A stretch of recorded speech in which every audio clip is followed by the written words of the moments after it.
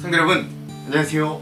오늘도 말씀으로 승리하는 은혜가 저와 여러분이 함께하길 주님의 이름으로 축원드립니다.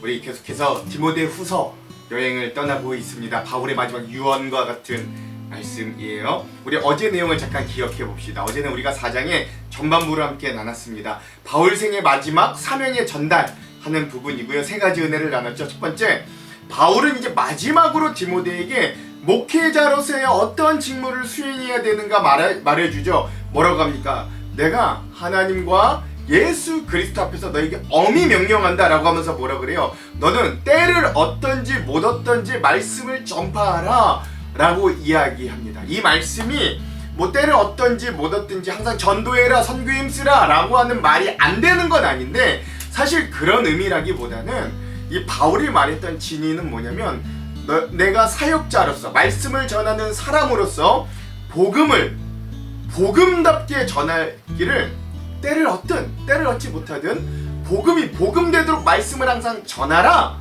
설교해라 라고 하는 말이라고 할 수 있는 것이죠. 그러니까 요즘 세태가 말씀을 시대에 따라 변질시키는, 또는 복음 자체로 전하지 않는, 그쵸? 자기 마음에 듣기 좋은 것들만 받고 싶어하는 그런 사람들 속에서도 아니다. 복음은 복음 그대로 지킨, 말씀은 말씀대로 선포하는, 때를 얻든 때를 얻지 못하든 상황강이 어떠하든 하나님 주신 복음을 그대로 전파하는 사역자가 되라 라고 말했던 거죠. 두 번째, 그러므로 이런 진리를 떠나는 세태 속에서도 바른 교훈 안에 거하라 라고 이야기하는 것이죠. 이 디모데 목사님이 목회하던 에베소 지역은 아무래도 헬라 문화가 강력한 곳이었기 때문에 여기에서는 하나님의 말씀을 떠나는, 그렇죠? 예, 그리고 우리 전에도 함께 봤지만 경건의 모양은 있으나 경건의 능력은 없어지는 그런 시대를 살아갔던 때가 바로 이때였던 거죠. 그러나 바울 선생님이 진리의 능력, 경건의 능력을 회복하고, 그리고 바른 교훈, 주님의 말씀 안에 거하는 그런 삶이 되어야 한다. 그리고 마지막 셋째, 선한 싸움을 싸우면서 믿음의 경주를 끝까지 완주하라 라고 합니다. 마지막으로, 그리고 이제 바울은 본인의 고백을 해요. 내가 전제와 같이 부어졌다. 내가 포도주와 같이 포도주를 이 제단에 다 쏟아 부어 드리는 것처럼 나도 그런 전제와 같이 주님 앞에 내 삶에 다 쏟아 부어 드렸다. 내가 이제 달려갈 길을 다 마쳤으니 나에게는 의의 면류관이 준비되어 있을 겁니다. 그는 삶으로 보여줬어요. 삶으로 끝까지 믿음을 지켰어요. 나는 뭐 이만큼 이루었다, 이만큼 열심히 했다, 이런 업적 말하지 않아요. 나는 끝까지 믿음을 지켰다 라고 이야기하면서 오늘 우리도 그런 완주의 영성을 가진 사람이 되어야 되겠다. 우리 이런 내용들을 어제 4장의 우리 초반부 함께 좀 나눠보았습니다. 자, 오늘은 거기에 이어서 함께 디모데후서 4장 4-2의 시간, 우리 4장의 중반부를 함께 좀 나누려고 합니다. 오늘도 바울의 마지막 고백과 사명 전달 두 번째 시간이고요. 오늘 본문 아주 짧습니다. 4장의 9절에서 11절까지 딱 3절만 오늘 한번 좀 나눠보려고 합니다. 제목을 짓자면 끝까지 함께 남는 동역자 정신이라고 한번 제목을 지었고요. 왜 이런 제목을 지었는가는 우리 내용을 함께 나누면 여러분 잘 아실 수 있을 겁니다. 자, 그럼 두 가지 맥을 짚어보고 오늘 주제 나누고 말씀 한번 읽어볼게요. 먼저 첫 번째 맥, 한땐 바울의 동역자였으나 결국 세상을 사랑해서 떠나버린 데마의 모습을 오늘 우리가 좀 깊게 볼 건데, 이런 데마의 변심을 통해서 우리 신앙에도 경계해야 될 분이 무엇인가를 좀 살펴보는 게 첫 번째 맥이라면요, 두 번째 맥은 그 반대로 사랑받는 의사로서 자기의 전문성을 바울의 사역과 건강을 위해 평생을 헌신한, 끝까지 바울과 함께 있었던 누가의 모습도 한번 깊이 묵상해보는 그런 시간들이 되었으면 좋겠습니다. 이런 두 가지 맥을 짚으면서 오늘 주제들을 함께 좀 나누고 말씀 읽어볼게요. 자, 그럼 오늘 이 부분에 대한 우리 핵심 구절 한번 나눠봅시다. 4장 중반부의 핵심 구절, 그냥 오늘 말씀 전체입니다. 9절에서 11절. 너는 어서 속히 내게로 오라. 대만은 이 세상을 사랑하여 나를 버리고 데살로니가로 갔고, 그레스게는 갈라디아로, 디도는 달마디아로 갔고, 누가만 나와 함께 있느니라. 내가 올 때에 마가를 데리고 오라. 그가 나의 일에 유익하니라. 있으리라. 아멘. 그렇죠? 그래서 오늘 이 본문들을 오늘 말씀의 핵심 구절로 삼아 보았습니다. 자, 그럼 오늘 이 부분에 대해서 우리 주제 3가지 함께 나누고 오늘 말씀 한번 읽어볼게요. 첫 번째 주제는 뭐냐면 마지막까지 함께하는 믿음의 사람을 세우라 라는 주제입니다. 디모데후서 제가 계속 말씀드리지만 바울이 가장 마지막에 유언으로 기록한 서신입니다. 그 중에서도 오늘 본문은 마지막 장에서도 마지막 부분이에요. 오늘 본문에서 사도 바울은 지금까지 보여줬던 거침없고 담대한 모습과는 달리 어떤 한 인간으로서의 연약한 모습을 보여주기도 합니다. 이렇게 오늘 본문에서 바울은 사역자의 마지막 시기에 이전보다는 약해진 육체와 여러 어려움들 속에서 자신의 개인적인 이야기들을 이제 주로 쭉 기록하고 있을 겁니다. 다음에 볼 것도 그래요. 그렇다고 이 본문을 가볍게 다루거나 중요하지 않은 내용으로 치부하면 안 되는 거예요. 인간의 연약함을 도우신 하나님이 어떤 분인지를 알 때 우리는 하나님의 사랑을 보다 깊이 이해할 수 있기 때문에 그렇죠.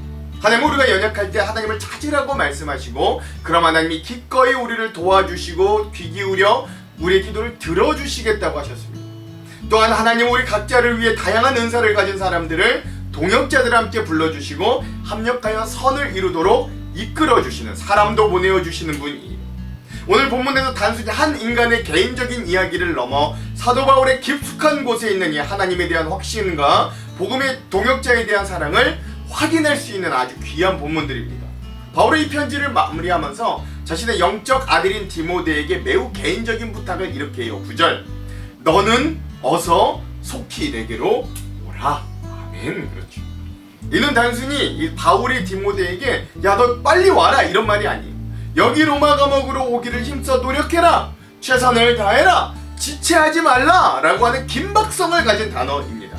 즉 단순한 방문 요청이 아니에요. 이제 나에게 남은 시간이 많지 않으니 너 반드시 여기 와야 된다 라는 간절한 부탁인 거죠. 그렇다면 왜 바울은 이 마지막 순간에 디모데가 필요했을까요? 사실 신약 성경과 서신서에 묘사되고 나타난 바울은 누구보다 강한 사람이었어요. 수많은 교회들을 개척하고 복음을 위해 수많은 고난도 덤덤히 받아냈고 죽음도 두려워하지 않았어요. 그런데 마지막에는 디모데를 찾습니다. 왜 그럴까요? 복음은 사람의 관계도 굉장히 절실하게 필요한 것이기 때문에 그래요. 바울은 인간의 한계를 부정하지 않습니다. 그는 감옥 안에서 외로움을 느꼈고 동역자를 그리워했고 바울 스스로도 영적인 위로가 필요했던 거예요. 바울은 지금 로마 감옥에 있어요. 전통적으로 이 시기는 바울의 두 번째 로마 지하 감옥 투옥으로 보잖아요. 그리고 곧 얼마 진짜 지나지 않아 순교를 앞둔 상황입니다. 물론 자신의 연약함으로 인해 자신을 가장 잘 이해하고 사랑하는 영적인 아들 디모데가 보고 싶은 마음도 인간적인 마음으로는 있겠죠. 그러나 그것뿐만 아니라 바울은 디모데를 직접 만나서 복음 사역이 그 이후에도 잘 이루어지도록 사명을 직접 전수하고 싶었을 거예요. 바울은 자기의 사명을 이어갈 다음 세대를 향한 마음이 풍성한 사람이었기 때문에 그랬어요. 디모데는 바울에게 영적 아들이자, 그렇죠? 복음의 동역자이자 또한 자신을 이어 다음 세대의 복음을 전하고 가르칠 차세대 교회의 지도자였기 때문에 그래요. 디모데는 바울에게. 바울은 이렇게 마지막 순간까지 복음을 맡길 사람들을 바라보고 있었던 거예요. 디모데후서 2장 2절에 바울이 디모데에게 이렇게 명령하잖아요. 또 내가 많은 증인 앞에서 내게 들은 바를 충성된 사람들에게 부탁하라. 그들이 또 다른 사람들을 가르칠 수 있으리라. 아멘. 그렇죠. 복음은 단순히 정보 전달이 아닙니다. 복음은 삶으로 보여주고 관계로 전수하고 인격으로 이어지는 거예요. 바울은 이렇게 마지막 순간까지도 디모데를 세우고 있는 겁니다. 이렇게 바울은 그런 상황까지도 끝까지 사람을 찾는 거예요. 복음 사역은 혼자 하는 일이 아니기 때문에 그렇죠. 그래서 여러분 존 스토트 목사님은 이 부분을 설명하면서 바울의 마지막 모습은 고독한 복음적인 영웅의 죽음이 아니라 공동체 안에서 완성되는 사역자의 마지막 모습이다 라고 해석합니다. 바울은 위대한 사도였지만 마지막 순간 사람을 필요로 했던 거예요. 공동체가 필요한 거예요. 작지만 이는 사역자가 강해야 된다는 의미가 아니라 하나님께서는 공동체를 통해 서로를 붙드시고 일할 수 있도록 그렇게 설계하셨다는 걸 의미하죠. 오늘 우리도 이런 바울의 모습을 통해 확실히 기억해야 될 게 하나가 있어요. 신앙생활은 혼자 할 수 있는 게 아닙니다. 가나안 성도들이 넘쳐나는 이때 가나안 거꾸로 안 나가잖아요. 아무리 위대한 사도도, 평생을 목회한 훌륭한 목회자라 할지라도, 평생 수도원에서 수련한 수도승이라고 할지라도 그들도 혼자서는 신앙생활을 이어갈 수 없는 거예요. 물론 하나님이 우리의 궁극적인 의지처가 되시지만, 하지만 성경은 공동체를 강조하는 거예요. 하나님은 사람을 통해 위로하시고, 사람을 통해 격려하시며, 사람을 통해 믿음을 이어가게 하시기도 하거든요. 그러므로 오늘 하루 믿음의 동역자 한 사람에게 여러분 연락해 보십시오. 감사의 말을 전해 보십시오. 함께 기도하기를 실천해 보십시오. 또는 힘겨워하는 성도, 우리 지친 가족, 외로운 믿음의 사람에게 하나님은 우리가 그들에게 찾아가거나 연락한 사람이 되기를 원하십니다. 바울은 평생 복음을 위해 살았어요. 그러나 그 마지막 자리에서 그가 깨달은 건 분명했어요. 하나님께서 주신 가장 귀한 선물 중에 하나는 함께 믿음의 길을 걸어가는 사람이었다라는 사실입니다. 오늘 우리는 우리 스스로도 돌아봐야 돼요. 나는 누군가에게 힘이 되는 믿음의 동역자인가? 아니면 누군가가 나를 필요로 할 때 나는 외면하는 사람인가? 세상은 사람을 이용하지만 복음은 사람을 세웁니다. 오늘 바울은 마지막 감옥에서도 디모데를 세우고, 디모데는 바울의 복음을 이어받았어요. 오늘 하나님께서 우리에게도 동일하게 말씀하십니다. 네가 가야 할 사람이 있다. 네가 붙들어줘야 할 사람이 있다. 네가 함께 걸어가야 될 사람들이 있다 라고 말이죠. 사랑하는 성도 여러분, 마지막 순간까지 믿음을 지킨 이 바울처럼, 또한 마지막 순간까지 그와 함께 해줬던 디모데, 또는 1장에서 봤던 오네시보로처럼 우리도 하나님 나라를 위해 서로 세워주는 믿음의 동역자들이 다 되시기를 간절히 축원드립니다. 두 번째 주제는요, 이 세상을 사랑하여 떠난 데마를 통해 주시는 신앙적인 교훈입니다. 그러나 디모데와 같이 함께하는 사람들보다 안타깝게도 계속 말씀드리지만 바울을 떠나는 사람들이 훨씬 더 많았습니다. 앞서 이 디모데후서의 상황과 환경에 대해 제가 여러 번 말씀드려서 이제 잘 알다시피, 이 당시 상황은 교회 밖으로는 네로 황제에 의해 엄청난 기독교 박해가 대대적으로 이루어진 시기였고, 교회 내적으로는 이단들이 출몰하여서 교회 내부를 어지럽히던 시기였어요. 그러면 이런 내우 외환의 시대에 교회와 믿음을 떠나 배교하는 사람들이 많았습니다. 믿음을 포기했던 거예요. 바울은 현재 그런 상황에 대해 이렇게 이야기합니다. 10절, 데마는 이 세상을 사랑하여 나를 버리고 데살로니가로 갔고, 그레스게는 갈라디아로, 디도는 달마디아로 갔고, 아멘. 그랬습니다. 여러분, 여기서 그레스게와 디도, 뒤에 나오는 두 기고는요, 사역을 위해서 바울이 파송을 한 거예요. 그러니까 막 배신에 떠난 건 아닙니다. 오해하시면 안 돼요. 이런 상황은 어쩔 수 없는 거죠. 바울이 아무리 지금 순교를 앞둬도 복음 사역은 또 복음 사역대로 해야 되잖아요. 그런데 이와 다르게 데마는 앞에 뭐가 붙잖아요. 세상을 사랑하여 사도 바울의 곁을 떠나갔다라고 기록합니다. 안타깝죠. 이게 하나님을 떠난 건지, 아니면 단순히 사역의 자리가 부담스러워서 개인적으로 바울을 떠난 것인지 단정지어서 완전히 파악할 수는 없으나, 사역을 위하여 자기의 인생을 드린 바울의 주변 사람들과 특히 끝까지 바울의 곁을 지켰던 누가와는 너무 대조적으로 데마는 이 세상을 사랑하여 동역자를 떠난 것만큼은 분명해 보이는 사실입니다. 그런 점에서 데마는 하나님의 말씀으로 자기를 절제하고 인간적인 욕망을 누리는 사명의 자리를 피해 세상의 안락함을 향해 나아갔던 거죠. 우린 여기서 데마에 대해 좀 깊게 한번 살펴보려고 합니다. 데마는요, 신약 성경에 딱 3번 등장해요. 오늘 본문까지 포함해서. 그는 먼저 골로새서와 빌레몬서에서 이렇게 소개됩니다.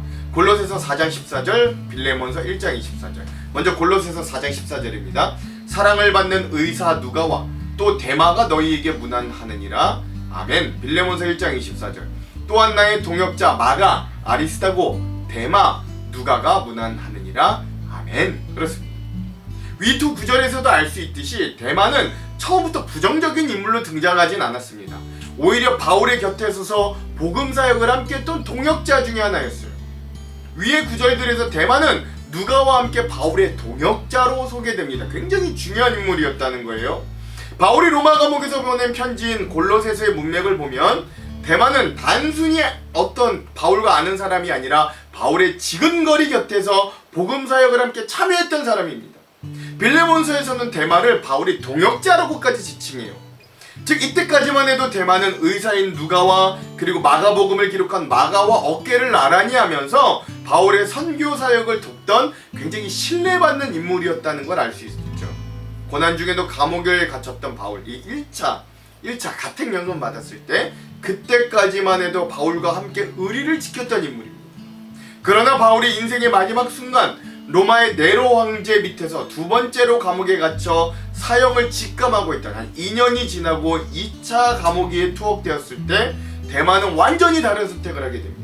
그게 바로 오늘 본문 4장 10절에 나타난 데마의 평가이죠. 데마는 이 세상을 사랑하여 나를 버리고 데살로니가로 갔다. 즉 여기서 바울은 데마의 변질을 기록합니다. 처음에 데마는 동역자였지만 마지막에 그는 복음을 버리고 세상을 사랑한 사람으로 변질되는 거예요. 네로 황제의 기독교 박해가 극에 달하고 바울의 사형이 임박해지자 데마는 복음 때문에 당하는 고난과 생명의 위협에 대한 두려움을 본인도 느꼈을 겁니다. 결국 그는 영원한 하나님 나라보다 지금 눈앞의 세상과 그 안락함을 사랑하여서 바울을 로마 감옥에 홀로 내팽개져 버린 채 데살로니가로 도망쳐 버렸던 거예요. 그러므로 데마의 이야기에서 우리가 주목해야 될 핵심 단어가 바로 이 세상을 사랑하여 라고 하는 단어입니다. 이 말을 헬라어로 직역하면 현재의 시대를 사랑하여 라고 바꿀 수 있다. 즉 여기서 세상은 단순히 자연세계를 말하는 게 아니에요. 성경에서의 세상은 하나님 없는 가치의 체계, 인간 중심의 삶의 방식, 이런 것들을 의미할 때가 많습니다. 그러니까 예를 들어 우리 인간적인 편안함, 안전, 인정받음, 물질, 자기 보전, 고난 없는 삶, 이런 것들을 하나님보다 더 중요한 가치가 된 상태를 세상이라고 말하는 거죠. 바울이 1차로 감옥에 있을 때와는 상황이 완전히 바뀌었고 로마의 대화재가 난 이후로 네로 황제가 기독교인들에게 누명을 씌우고 난 이후 분위기와 상황이 완전히 뒤바뀌었던 상황이잖아요. 그런 와중에 노사도 바울은 당시 차디찬 로마 지하 감옥에 2차로 투옥되었습니다. 즉 그곳은 영광의 장소가 아니라 죽음을 기다릴 수밖에 없는 냉혹한 상황, 휴일, 굶주림, 죽음의 위협, 그렇죠? 수치, 사회적 수치, 이런 것들이 있는 곳이겠죠. 데마는 이런 현실 앞에서 선택해야 됐습니다. 복음을 위해 고난받을 것인가, 아니면 세상적인 안전함을 선택할 것인가. 그리고 결국 그는 세상적인 안정, 세상을 사랑함을 선택했던 거죠. 그럼 데마가 떠나간 데살로니가는 어떤 데인가? 왜 하필 데살로니가인가에 대한 여러 의견이 있습니다만, 먼저 데살로니가는 마게도냐의 번화한 상업 도시였습니다. 또한 일부 학자들은 데살로니가가 아마 데마의 고향이었거나 이 데마가 굉장히 익숙한 지역이었을 가능성이 크다라고 이야기돼요. 하지만 정말 중요한 건 어떤 그런 장소가 아니라 그의 인생의 방향이 중요해요. 바울은 로마 감옥에서 복음을 위해 남았지만 데마는 고난을 피해 떠났습니다. 물론 이 한 구절만 보고 데마가 완전히 복음에서 이탈했는지, 또는 예수님의 제자들도 예수님이 십자가에 달리실 때 일시적으로 비겁하게 도망하였던 것처럼 다시금 복음의 영역으로 돌아왔는지 우리는 알 길이 없어요. 그럼에도 이런 데마의 모습은 오늘 우리 그리스도인들에게는 아주 중요한 경고와 의미를 주는 거예요. 이게 뭐냐? 교회에 있는 것과 우리가 끝까지 믿음으로 충성하는 건 좀 다른 이야기라는 거죠. 그러므로 이런 데마의 모습을 보며 우린 이러한 신앙적인 의미 한 3가지 정도를 좀 발견할 수 있는데요. 첫 번째, 누군가의 신앙이 의지하는 신앙은 내 진짜 신앙이 아닐 수도 있다는 겁니다. 데마는 항상 바울 옆에 있었어요. 하지만 바울의 믿음을 자신의 믿음으로 만들어내지는 못했습니다. 이처럼 신앙은 부모의 믿음, 목회자의 믿음, 공동체의 믿음으로 대신할 수 없는 거예요. 특별히 고난이 그 인생 중에 닥쳐올 때 보통 그 믿음의 진짜 모습이 드러나기 마련인데, 우린 그러므로 그때를 기억하며 나의 믿음이 진짜 내가 경험한 나의 믿음이 되도록, 그리고 내가 무엇을 사랑하는지가 고난과 같은 시기에 드러날 때 정말 우리가 주님의 편에 서도록 나와 하나님과의 관계를 꼭 점검해 볼 수 있어야 되는 거죠. 두 번째, 믿음은요 시작보다는 끝이 더 중요하다는 사실입니다. 이 디모데후서에서 계속 이야기하는 완주의 영성이에요. 데마는 화려하게 사역을 시작했고 사도 바울에게 나의 동역자라는 칭찬까지 드렸으나 그리고 끝에 마지막 순간에는 배신자로 낙인 찍힌 거예요. 신앙생활은 순간의 열정보다 끝까지 믿음의 경주를 완주하는 끈기가 중요함을 보여주는 거죠. 데마는 눈앞의 안전을 선택했습니다. 그러나 시종일관 바울은 보이지 않는 영광을 선택하고 끝까지 믿음을 지켜냈던 거예요. 그 주변에 디모데가 그랬고 누가가 그랬습니다. 바울이라고 곧 다가올 자기의 죽음이 왜 두렵지 않았겠어요? 그럼에도 그는 끝까지 달려갈 길을 다 갔고 전제와 같이 자기를 부어드렸다고 고백하는 거예요. 그러므로 그리스도인들에게 필요한 시각은 현재의 세상을 보는 또는 상황과 환경에 매몰되는 시각이 아니라 영원한 하나님의 나라를 볼 수 있는 그 시각이 절대적으로 필요한 거죠. 마지막 셋째, 대마를 보면서 우리는 마음의 중심에 뭘 사랑하고 있는가 우리의 모습을 좀 돌아볼 수 있어야 되는 것입니다. 디모데후서 4장 후반부의 대마는 단순한 배신자가 아니라 마지막 순간에 가장 중요한 순간에 내가 뭘 사랑하는가 그것이 우리의 믿음을 결정한다라는 걸 보여주는 인물입니다. 바울은 대마가 떠난 근본적인 원인을 뭐라 그래요? 이 세상을 사랑하여 라고 진단했어요. 우리 마음의 중심에 하나님보다 세상의 안락함과 재물과 성공을 더 사랑하게 되면 우리 인생에 다가오는 결정적인 위기의 순간에 대마처럼 우리는 믿음의 자리를 이탈할 수 있게 됨을 경고합니다. 그러므로 오늘 우리의 믿음과 삶 속에 진정 우리는 무엇에 중심을 두고 사랑하고 있는가를 잘 점검하시고 끝까지 믿음의 편에 남을 수 있는 우리 완주의 신앙이 되기를 주님의 이름으로 또한 축원드립니다. 자, 우리 이렇게 대마를 봤다면 마지막 세 번째, 끝까지 함께하는 사람의 영성, 누가의 모습도 한번 봅시다. 오늘 우리가 함께 살펴볼 마지막 인물은 누가입니다. 바울은 자기의 생애가 마무리되고 있음을 확실히 알고 있었어요. 그런 상황에서 바울은 여러 동역자들의 이름을 언급하는데 대마는 세상을 사랑해 떠나갔고 그레스게와 디도는 다른 사역지로 갔고 두기고도 에베소로 파송됐습니다. 마가는 다시 회복되어 오라고 요청돼요. 그리고 그 가운데 아주 짧지만 깊은 문장이 등장합니다. 11절의 상반부, 누가만 나와 함께 있느니라. 아멘. 그렇죠.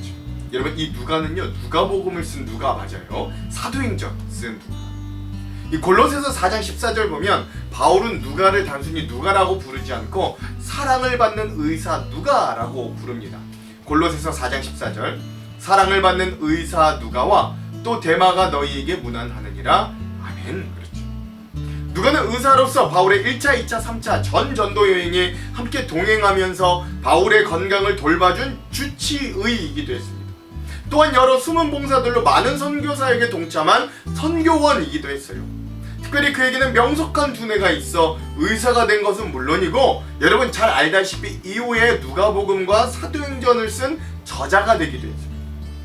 이것이 특별한 이유는 누가는 신약 성경에서 유일한 이방인 저자였기 때문에 이 누가는 상당한 의식적으로 깨어있는 자였고 2000년 전부터 작고 연약한 자들, 소외된 자들과 여성들에 대한 관심, 가난과 부자에 대한 문제, 그리고 기도에 대한 심오한 관심이 많았던 주님의 종이었습니다. 누가복음을 보면 그의 관심을 잘 알 수 있어요. 당시 의사라는 직업이요 사회적으로 존경받는 지위였지만 누가는 자기의 전문 지식과 안락한 삶을 내려놓고 고난의 현장, 선교의 현장으로 뛰어들었던 거죠.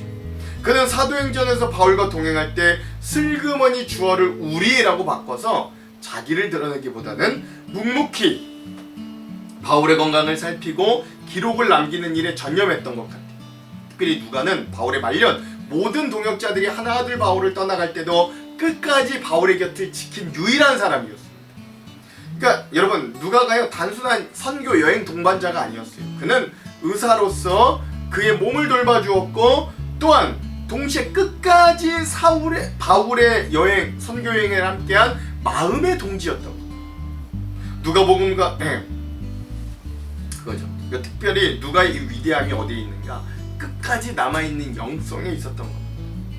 바울이 감옥에 갇혀 외로움과 죽음을 앞둔 순간에 누가는 조용히 그 곁을 지켰던 거예요.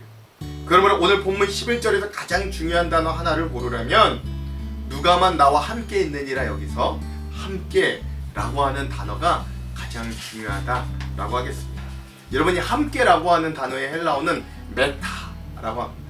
이 단어는 단순히 내가 그의 옆에 있다 이런 의미가 아니에요.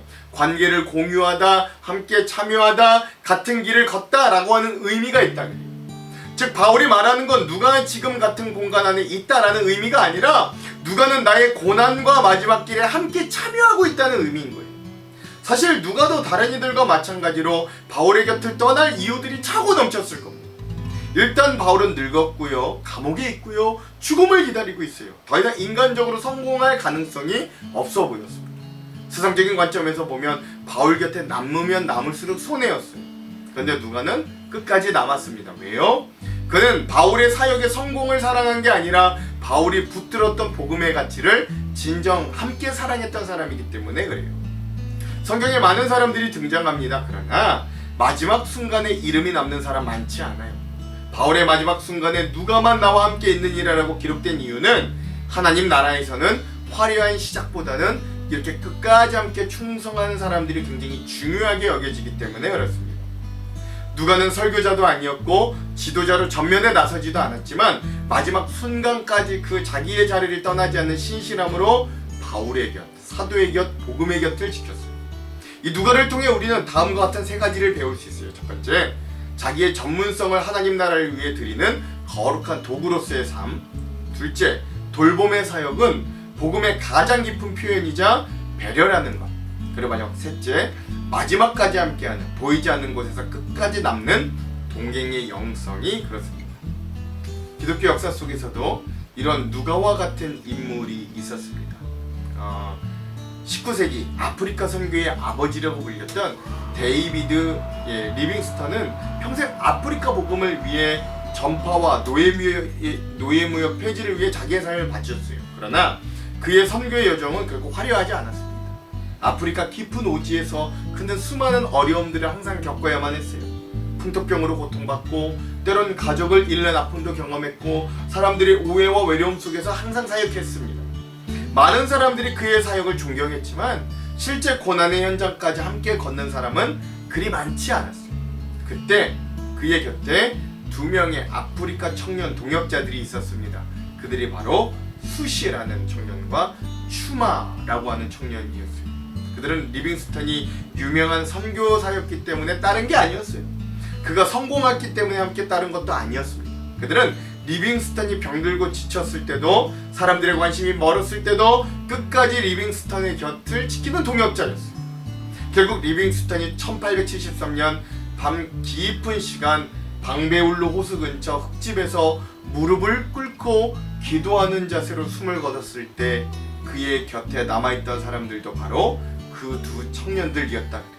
그 두 청년은 그들의 스승이자 믿음의 동역자였던 리빙스턴의 시신을 그대로 두지 않고 험난한 밀림과 길없는 광야를 지나 그의 유해를 해안까지 한 1000km 가까이 운반한 것으로 유명한 사람들입니다.